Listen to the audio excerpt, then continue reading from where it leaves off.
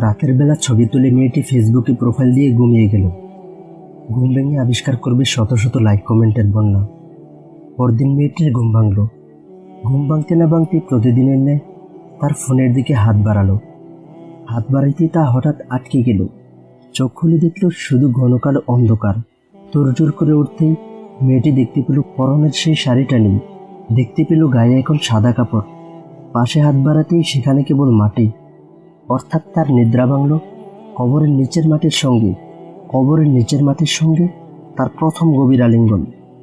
ফেসবুকে অচেনা শুভাকাঙ্ক্ষীরা তখন তার শাড়ির বার দেহের খাজ নিয়ে প্রশংসায় মুখর। 3.5 হাত মাটির নিচে মেয়েটি বলছে, দোহাই লাগে তোমাদের, আমার আর আজাব বাড়িও না। গল্পটা যদিও কাল্পনিক, এমনটা আপনার আমার সাথে হবে না যে তা কি গ্যারান্টি? তাই বোন, নিজেকে পর্দায় আবৃত করে ফেলুন।